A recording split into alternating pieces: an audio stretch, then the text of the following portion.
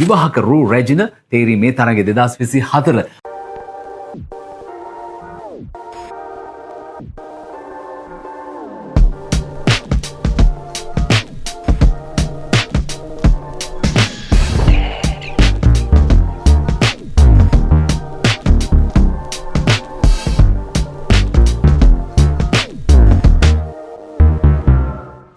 ෆිනාලේ එක දාට පහුවෙන්දා ඉතින් අපි ගියොත් සමාජ මාධ්‍යවල මඩ ප්‍රහාරම තමයි මට මඩ ගහපු අය ඉන්නවා. නමුත් ඊළඟ අවුරුදු පැජන්ට් එක කරද්දී ආයෙ ඔක්කොටම ඉස්සෙල්ලා ඒගොල්ලෝ මට මේ දාලා ඇප්ලිකේෂන් වින් කරලා තියෙනවා. මමත් හැමදාම ස්ටේජ් එකේ සර්ප්‍රයිස් වෙනවා. ඒ කියන්නේ ජජ්මන්ට් එක දුන්නාම ඒ කියන්නේ කවුද එදාට එන විනිශ්චය මණ්ඩලය? විදේශගත අපේම ආදරණීය ශ්‍රී ලාංකිකයන්ගේ හද ගැහෙන රිද්මය. හද ගැස්ම. අයිබෝවන් ගැලර් TV අද තවත් තැනකට අලුත් තැනකට ආවා. හේතුව තමයි ඔබ දන්නවා ඉතාලියේ මිලානෝ නුවර කියලා කියන්නේ වැඩසටහන් බොහෝමයක්ම සංවිධානය වෙන හැමදාම හැමදේම වෙන නගරයක්. ඒ නිසා අපි මිලානෝ නගරයේ සංස්කෘතික ආගමික ජාතික බොහෝ වැඩසටහන් සංවිධානය කරන සංවිධායකවරු ඉන්නවා. අපේ ලංකාව ගැන ආදරෙන් කරුණාවෙන් මේ දේවල් මෙහි ඉන්න මිනිස්සුන්ට තනියක් පාළුවක් නැති වෙන්න අපේ දේ අපේකම මේ මිනිස්සුන්ට ලබා දෙන මිනිසුන් බොහොමයක් ඉන්නවා මේවා සංවිධානය කරන. ඒකට අපි හිතුවා ගැලරි TV වේදිකාව විවෘත කරන්නට ඕනේ මෙන්න මේ සංවිධායකවරුන් වෙනුවෙන් කියලා. හේතුව තමයි ඔවුන් මේ සංවිධානය කරනවා විවිධ මතිමතාන්තර තියෙනට පුළුවන්. විවිධ අදහස් විවිධ යෝජනා චෝදනා තියෙනට පුළුවන්. ඒ වුණාට අපි හැමදාමත් ගැලරි TV හැමෝටම මේ වේදිකාව විවෘතයි. ඒ නිසා මිලානෝ නගරේ බොහෝ මෑතකදී ඒ කියන්නේ ලබන සතියේ සංවිධානය වෙන අලුත්ම වැඩසටහනක් ගැන කතා කරන්න තමයි ඔබ දැනුවත් කරන්න තමයි අපි මේ සූදානම් වන්නේ. විවාහක රූ රැජින තරඟය. ඉතින් ලංකාවේ නම් බොහොමයක් මේ තරඟ තියෙන වෙනකොට ඉතාලියේ වෙනත් රටවල් වල මේව සංවිධානය වෙනවා අඩු. හේතුව තමයි මේවට බොහෝ දෙනෙක් හොඳ වගේම නරක වගේම විවිධ මතිමතාන්තර තියෙන වැඩසටහන්. ඒ වුණාට ඒවා හරි යහපත් විදිහට හොඳ විදිහට කරන සංවිධායකවරු ඉන්නවා. ඒ නිසා අපි හිතුවා ලබන සතියේ පැවැත්වෙන විවාහක රූ රැජින තරඟය පිළිබඳව කතා බහ කරන්න ආරාධනා කරන්න විශේෂ අමුත්තියෙකුට. ඒ තමයි සුරේකා ෆෙනෑන්ඩෝ. ආයිවන් හර්ෂ. අපි දැනගන්නට කැමති මේ රටට දැන් කොච්චර කල්ද බය ඇවිල්ලා?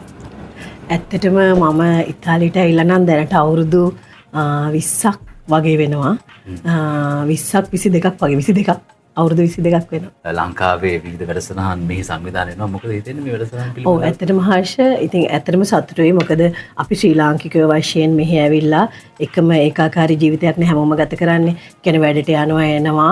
ඉතින් මම හිතනවා මාසෙකට සැරයක්වත් අඩු ගානේ අපේ රටේ අය වෙනුවෙන් මොන හරි ඉවෙන්ට් ඕගනයිස් කරලා ඒගොල්ලන්ට සතුටු වෙන්න මේ වගේ ඉවෙන්ට්ස් තියෙන එක හොඳයි කියලා. එකවරම ඇහුවට මට හිතෙනවා මේ දෙකුත් අහන්න බලා ඉන්න කට්ටිය ඔයා කවුද කියලා හරියට අඳුර ගන්නත් එපා.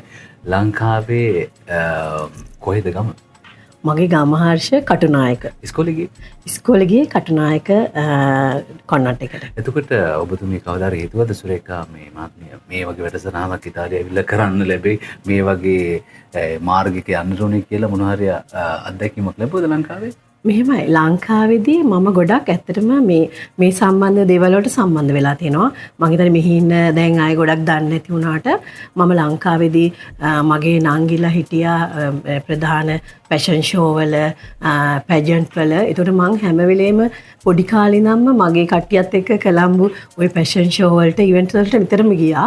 එතකොට මගේ හිතේ පොඩි අයිඩියා එකක් තිබ්බා. නමුත් මේ වගේ රටකට ඇවිල්ලා මෙහෙම කරන්න කියලා නෙමෙයි. නමුත් ඒ දේවල් වලට පොඩි කාලේ ඉඳන්ම මගේ ආසාවක් තිබ්බා. එතකොට අපිට කියන්න බලන්න මේ වැඩසටහන පළවෙනි එකද නැත්නම් ඉතිසලා කරාද?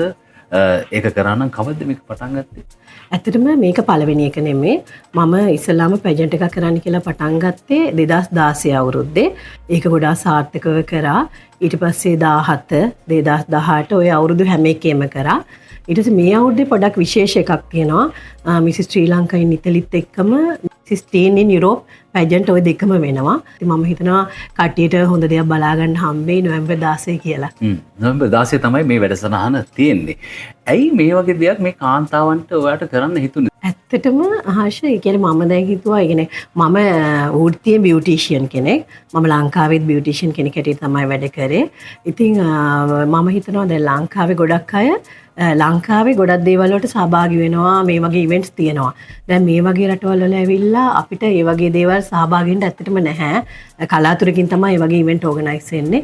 ඉතින් මම හිතුවා අර ඒකාකාරී ජීවිතය ගොඩක් දැන් මිස්ලා නම් පොඩි ළමයිනේ. ඒගොල්ලෝ හැමදේම දැන් එන විදිහට හැමදේම යනවා. ඉවෙන්ට්ස් තිබුණත් යනවා. නමුත් මිසිස්ලා ජොබ් කරනවා තමන්ගේ ෆැමිලි එකත් එක්ක ගෙදරට කොටු වෙලා ඉන්නේ. ගෙදරට කොටු වෙලා ඉන්නේ. ඒතර මම හිතුවා ඇත්තටම ඒ කියන්නේ ඒගොල්ලන්ට හොඳ අවස්ථාවක්. ඒ කියන්නේ ගෙදරට කොටු වෙලා තමන්ගේ හස්බන්ඩ් ළමයිත් එක්ක කොටු වෙලා ඉන්නවට වැඩිය ඒගොල්ලන්ට අර එතනින් එහාට ඒ කියන්නේ ලෝකෙ දකින්න ඒ කියන්නේ අපේ රට වෙනුවෙන් දෙයක් කරන්න පුළුවන් ශ්‍රී ලාංකික කාන්තාව හැටියට අර එකම තැනකට ගුලි වෙලා ඉන්නේ නැතුව කියලා. ඒ අදහසින් තමයි මම මේ දේවල් පටන් ගත්තේ. කියන්නේ අපේ කාන්තාව ලෝකෙටම අරන් යන්න තමයි වගේ සූදානම්. ඉතින් ඒකට සූපතන ගමන්ම මම එක දෙයක් අහන්න කැමතියි. දැන් ඔබතුමී දැන් කියපු විදිහට 2016 පටන් ගත්ත මේ තරඟාවලිය මේ පවත්වන තරඟාවලියේදී මොන හරි අත්දැකීම් තියෙනවද හොඳ නරක දෙකම ඔබතුමීට මොනවද වගේ අත්දැකීම් ලැබෙන්නේ නැද්ද මේ වගේ වැඩසටහන? ඔව් ඇත්තටම කියනවා නම් හොඳ වගේම නරකත් ගොඩක් ලැබිලා තියෙනවා. මොකද දැන් සාමාන්‍යයෙන් පැජන්ට් එක කරා කියන්නේ කරනකම්ම ඉවෙන්ට් එකේ ෆිනාලේ එක දවස් එනකම්ම හොඳ තමයි අහන්න ලැබෙන්නේ. වාව් නියමයි අර ඒ වගේ ඒවා. ඉතින් එදාට පහුවෙන්ද කියන්නකෝ ෆිනාලේ එක දාට පහුවෙන්දා ඉතින් අපි ගියොත් සමාජ මාධ්‍යවල මඩ ප්‍රහාරම තමයි. නමුත් මම කවදාවත් ඒව ගණන් ගත්තේ නැහැ. කාටවත් මඩ ගහනවනේ. ඉතින් මම ඒව ගණන් ගන්නෑ. නමුත් මේ මඩ ගහපු අයම පැජන්ට් එකේ හිටපු ළමයි හරි දැන් මේ අවුරුද්දේ ඒගොල්ලන්ට කිසිම chance එකක්වත් හම්බුන්නේ නැහැ. ෆයිනල් 6 7 වත් ආවේ නැහැ. කියලා ඔන්න මට මඩ ගහපු අය ඉන්නවා. නමුත් ඊළඟ අවුරුද්ද පැජන්ට් එක කරද්දී ආයෙ ඔක්කොටම ඉස්සෙල්ලා ඒගොල්ලෝ මට මේ දාලා ඇප්ලිකේෂන් වින් කරලා තියෙනවා.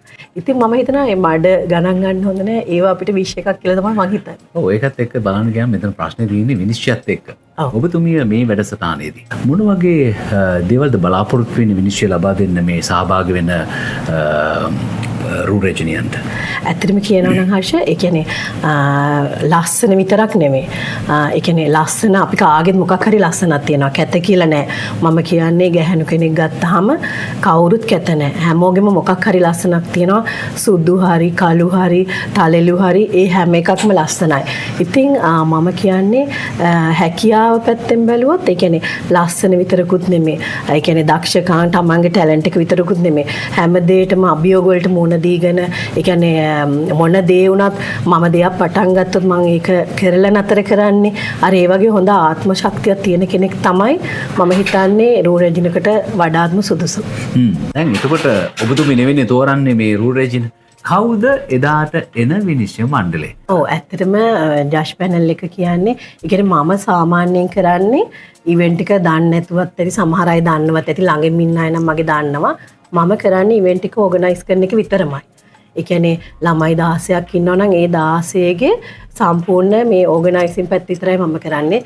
ජජ් පැනල් එකට මම කවදාවත් අත දාලත් නැහැ. මමත් හැමදාම ස්ටේජ් එකේ සර්ප්‍රයිස් වෙනවා. ඒ කියන්නේ ජජ්මන්ට් එක දුන්නාම ඒ කියන්නේ සමහරවිට මම හිතනවානේ ෆයිනල් 6 ඉන්න ඕන මේගොල්ලෝ ලස්සනයි එහෙම කියලා. නමුත් මම හිතන්නේවත් නැති අය ඇවිල්ලා හිතන්නේවත් නැති අය තමයි කිරුළ දරාගෙන තියෙන්නේ. ඉතින් මම හිතනවා ජජ් පැනල් එකත් ඒ තමයි. ඒගොල්ලෝ මේ එදා ඇවිල්ලා එදා ඉඳගෙන එකපාරේ එදා ස්ටේජ් එකේ තියෙන දේ දැකලා නෙමෙයි ජජ් කරන්නේ. මොකද මගේ ජජ් පැනල් එකේ ඉන්න කට්ටිය මාත් එක්ක ඉවෙන්ට් එක පටන් ගත්ත වෙලේ ඉඳන් අපි ගෲප් chat එකක් තියෙනවා. අපි ඒගොල්ලෝ ගැන නිතර කතා කරනවා. ඒතර අපිට ළමයින්ගෙත් පේනවනේ උනන්දුව. ඒ කියන්නේ දැන් ෆොටෝ එක දාලා මෙයා ඉන්නවා කියලා එයා ඔහේ ඉඳලා හරියන්නේ නැහැ. ඒගොල්ලන්ගෙත් උනන්දුව අපි බලනවා. නැත්නම් එදාට විතරක් හැල්ලා මම වින කියලා අර කිරුළ දාගෙන ගියාට නෙමෙයි.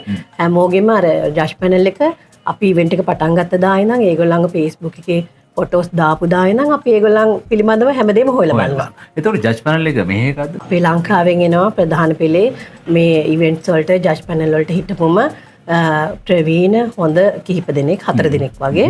ඒ වගේම ඉතාලියේ රූරජිනි තරඟවල වල විනිශ්චය කරපු ප්‍රධානම පෙළේ දෙන්නෙක් එකතු වෙනවා. ඉතින් මම හිතනවා හොඳ විනිශ්චයක් හැමෝටම ලැබෙයි. මොකද ඒ විවාහක රූරජින හරි මිස් ශ්‍රී ලංකා ඔය වගේ පැජන්ට් වල මිස් ඉතලි ඒවයි ජජ්මන්ට් දීපු අයම තමයි මේ පැජන්ට් එකේ ජජ් පැනල් එකට ඉන්නේ. ඔව් බොහොම ස්තුතියි. ඒ වගේම තමයි අපි ඔබටත් කියන්න කැමති තරගයකට සහභාගී වුණාම ජය පෙරදුම දෙකම පිළිගන්නත් ඕනේ සහ සම්බන්ධව තමන් හිත හදා ගන්නත් ඕනේ. ජයත් පෙරදුමත් එක හා සමානව විඳදරා ගන්නයි. මම කැමති මේක තියෙන තැන ස්ථානය ඒ වගේම වෙලාව මේ හැම දෙයක්ම සමාජගත කරන්න අවස්ථාව ලබා දෙන්න. ඔව් ඇත්තටම කියනවා නම් මේ වගේ දෙයක් ඕගනයිස් කරද්දී පොඩි වැඩක් නෙමෙයි ලොකු වැඩක්. ඒ කියන්නේ අපි ගොඩාක් අය එහෙම ලොකු මේ උදව් කරන පිරිසකුත් ඉන්නවා නැති අයත් ඉන්නවා. නමුත් මේ මොන දේ වුණත් අපි මේ වගේ ඉවෙන්ට් එකක් ඕගනයිස් කරද්දී මම කියන්නේ මම හරි තව අය හරි හොඳම දෙයක් හොඳම විදිහට දෙන්න. නැත්තම් අපේ අය ඇවිල්ලා වේදම් කරගෙන ඇවිල්ලා නිකං මොන හරි දෙයක් කරොත් ඒක ළමයින්ටත් පව් බලන්නේ ණයටත් පව්. ඉතින් මම හැමදාම දෙයක් කරද්දී හොඳම තැනක හොඳම විදියට කරා. ඒ වගේම මේ අවුරුද්දෙත් ඒක හොඳම විදියට ඕගනයිස් කරලා තියෙනවා. තියෙන තැන තමයි ශ්‍රේෂ්ඨ තියෙනවා ග්‍රෑන්ඩ් හොටෙල් එක. ඉතින් නොවැම්බර් 16 හවස 6ට තමයි පටන් ගන්නෙ. ඉතින් ওই ටික තමයි විස්තර. ඒත් එක්ක මම කැමති ඔබට කියන්න පුළුවන් නම් මේ ස්ථානයට එන්න මේ සඳහා සහභාගී වෙන්න මේකේ සුන්දරත්වය සුන්දරරුවතියන් දැක බලා ගන්න ඔවුන්ට ශක්තියක් වෙන්න කියලා අපි ආරාධනා කරනවා. ඒත් එක්කම ඔබට සහතිකයක් දෙන්න පුළුවන්ද සමාජගත කරන්න පුළුවන්ද කිසිම අසාධාරණ තීරණයක් වෙන්නේ නැහැ සාධාරණ තීරණයක් පමණයි මේ රුවතියන්ට ලබා දෙන්නේ කියලා. ඔව් ඇත්තටම මම බොහොම අවංකව හිතින් කියනවා කිසිම කෙනෙකුට කිසිම සාධාරණයක් වෙන්නේ නැහැ. ඉතින් බොහොම සාධාරණ විනිශ්චයක් තමයි ලබා දෙන්නේ. ඒ විනිශ්චය මගේ විනිශ්චයකුත් නෙවෙයි. ඒක හොඳ ජජ් පැනල් එකක් එක්ක කරන විනිශ්චයක්. ඉතින් කිසිම කෙනෙකුට සහභාගී වුණ මිසිස් එකේ ඉන්නවා 16 දෙනෙක්, මිස් එකේ ඉන්නවා 14 දෙනෙක්. ඒ හැමෝටම හොඳ විනිශ්චයක් ලබා දෙයි. හොඳ දෙයක් වෙයි කියලා මම ඇත්තටම සහතික වෙනවා. බොහොම ස්තුතියි අපේ සාකච්ඡාවට එකතු වුණාට ඔබ දන්නවා ඉතාලියේ මිලානෝ නුවර වගේ මවට නගරවල සංවිධානය වන අපේ දේ ජාතික සංස්කෘතික ආගමික වගේ වැදගත් වැඩසටහන් පිළිබඳව අපි අපේ වේදිකාව විවෘත කළ තියෙනවා ඒ සංවිධායකවරුන්ට ඔබේ අදහස් විනිවිද භාවකයේ යුතු මේ වේදිකාවට ඇවිල්ලා අපිත් එක්ක කතා බහ කරන්න. ඒ නිසා අපිට අපිව සම්බන්ධ කරගන්න අපි කැමතියි ඔබට අතහිත දෙන්න විශේෂයෙන්ම අපේ රට වෙනුවෙන් අපේ මිනිසුන් වෙනුවෙන් යම් කිසි දෙයක් කරනවා නම් ඔබට අපි හැමදාමත් ගැලරි TV ඔබත් සමගයි. මිසිස් ශ්‍රී ලංකා කියන්නේ විවාහක රූ රැජින තේරී මේ තරගේ 2024 රූ රැජින කවුරු වේවිද කියලා 2024 නොවැම්බර් මාසේ 17 වෙනිදා ඔබට දැක් ගන්න පුළුවන්කම ලැබේවි 16 රාත්‍රියේදී 16 නේද 16 රාත්‍රියේදී ඔබට දැක් ගන්න පුළුවන් වෙවි සමහර ලංකාවේ කට්ටිය නම් 17 තමයි දැක් ගන්න පුළුවන්කම ලැබෙන්නේ ඒක වෙලාවත් වෙනස් වෙලා තියෙන නිසා මේ නිසා අපි සුබපතනවා වැඩසටහන සාර්ථක වෙන්න කියලා සුරේකා මහත්මිය බොහොම ස්තුතියි අපත් සමග එකතු වුණාට හර්ෂ ඔයාලට බොහොමත්ම ස්තුතිවන්ත වෙනවා මට මේ අවස්ථාව ලබා දුන්නට.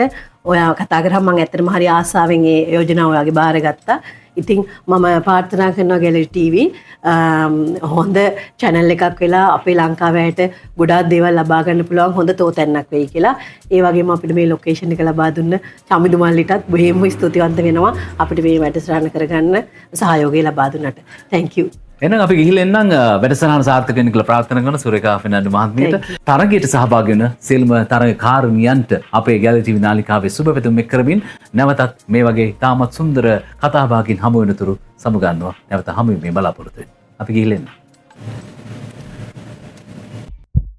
හද ගැස්ම